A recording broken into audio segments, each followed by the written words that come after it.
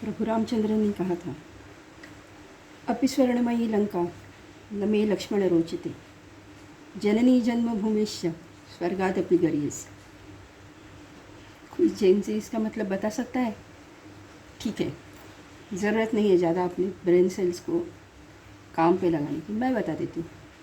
इसका मतलब है, प्रभु रामचंद्र जी ने श्री लक्ष्मण जी से कहा, अपि स्वर्णमयी लंका न मे लक्ष्मण रोचते। चाहे ये लंका पूरी सोने की बनी है, फिर भी लक्ष्मण मुझे वो अच्छी नहीं लगती, क्योंकि जननी जन्मभूमिश्च स्वर्गादपि गरीयसी। मेरी माँ और मेरी जन्मभूमि यानी मेरा राष्ट्र मुझे स्वर्ग से भी बढ़कर लगता है। हम प्रभु रामचंद्र नहीं, हम हो भी नहीं सकते।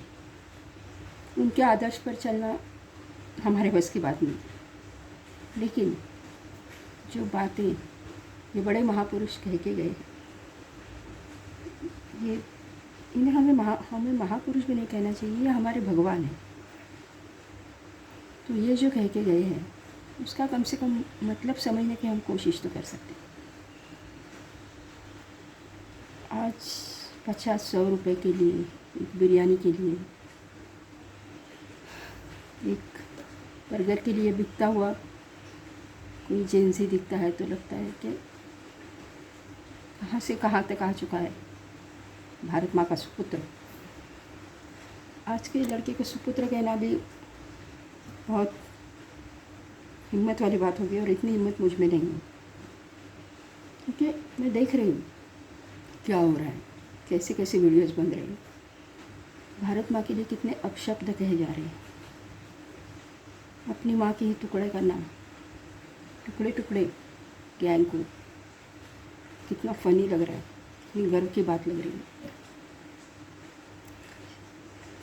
खैर वो तो लोग ऐसे ही हैं, लेकिन आप उनके पीछे क्यों पागल होके भाग रहे हो? नीट का पेपर लीक हो गया,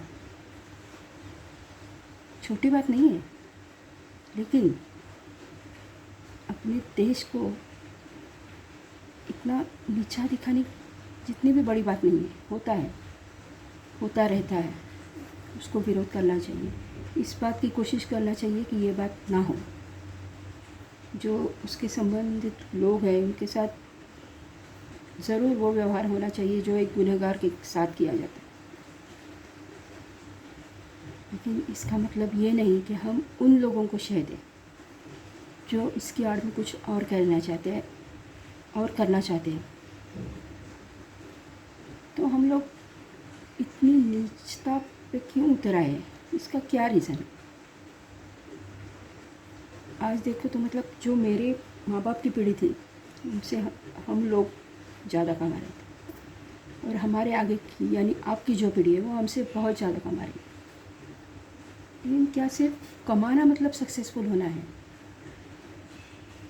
आप क्या कमा रहे हैं? चंद कागजी नोट? कभी आपने कैरेक्टर कमाने की कोशिश की? कभी आपने देश प्रेमी होने की कोशिश की? आज आप एक ऐसा प्रोजेक्ट हाइड्रोजन रेल का, उसको देखकर खुश होने के बजाय आप उस ट्रेन पे पत्थरबाजी कर रहे हो। तो आपकी क्या कीमत है? किस लायक हो आप? और आप क्यों चाहते हो कि दुनिया आपके सामने झुके? आपको पंतप्रधान को गाली देना बहुत बढ़िया बात लगती है। हमें कितनी हिम्मत है, हमने इस देश के पंतप्रधान को गाली बकते हैं। देखो हमारी तरफ आप में वो हिम्मत है ही नहीं। अपने माँ बाप को आप ये सुनाते। बीजेपी का विरोध आपके लिए बहुत ही यो बात है, नहीं? कौन सी पॉलिटिकल पार्टी चुनना है आप देख लो। आपको किस गड्ढे में जाके गिरना है आप तय करो। लेकिन देश के साथ कोई गद्दारी नहीं, चाहे किसके भी बेटे हो, चाहे किसी भी पोजीशन हो, और चाहे कितना भी कमाते हो। ये सबको समझना पड़ेगा। चंद रुपयों के लिए, कुछ गंदी हरकतें करने के लिए ड्रग्स जमाने के लिए, ड्रग फूकने के लिए, बेटियों के साथ अभद्र व्यवहार करने के लिए, और सिर्फ पाश्चात्य देश से कोई आया है इसलिए उसको महान समझकर उसको सपोर्ट करने के लिए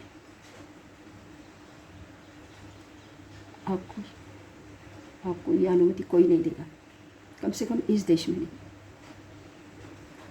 फिर भी आपको नंगा नाच नाचने दिया गया। कितनों के ऊपर ऐसे रेल बने कि उनको कुछ पता नहीं, कुछ भी पता नहीं, ना देश के बारे में, ना अपनी संस्कृति के बारे में, ना धर्म के बारे में, ना अपनी वो जो प्रोटेस्ट कर रहे हैं उस प्रोटेस्ट के बारे में। उनको ये तक पता नहीं है कि ये प्रोटेस्ट लीड कौन कर रहा है। तो आप क्या दिखाना चाहते हो? अपने आप को और कितना गिराओगे आप?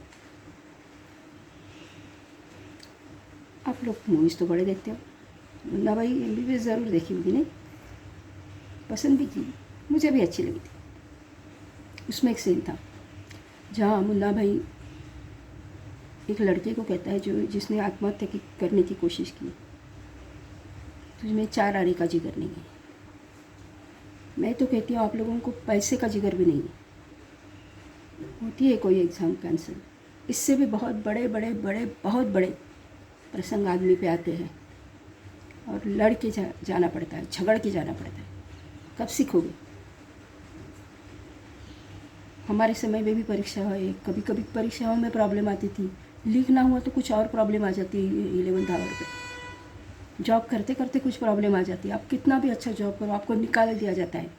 आप कितना भी अच्छा बिहेव करो आपको पूरी दुनिया आपको बुरा कहने पर तुली रहती है। तो क्या हर बार खुदकुशी का रास्ता चुनोगे? पैसे का भी जिगर नहीं लाओगे खुद में?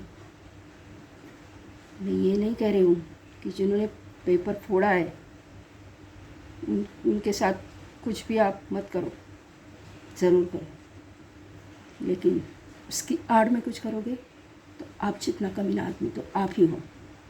इसे हमेशा याद रखना। जवान हो इसका मतलब ये नहीं है कि सिर्फ गलतियाँ करते रहो और आपके बूढ़े माँ बाप चुपचाप सहते रहे क्योंकि वो बूढ़े हो चुके।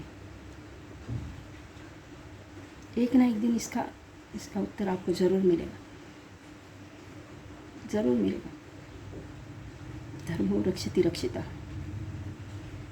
जो अपने धर्म की रक्षा करता है उसी की रक्षा होती है। जो खुद की रक्षा करता है उसकी रक्षा होती है। जो खुद के माँ बाप की रक्षा करता है, खुद के देश की रक्षा करता है, उसकी रक्षा होती है। लेकिन पैसों के चंद टुकड़ों के लिए जो अपने माँ बाप, अपना धर्म, अपना ईमान सब कुछ बेचने को तैयार होता है उसका तो कोई मालिक नहीं होता। काम निकलने के बाद पहली छुरी उसी की गर्दन पर चलती है। अनुभव के बोल हैं, सुना रहे क्योंकि देख नहीं सकते। आपने ऐसा क्या किया है कि आप संसद भवन पे मोर्चा लेके जा रहे हो? क्या औकात है आपकी? कभी पूछना खुद को और जवाब खुद को ही देना। हमें ज़रूरत नहीं है।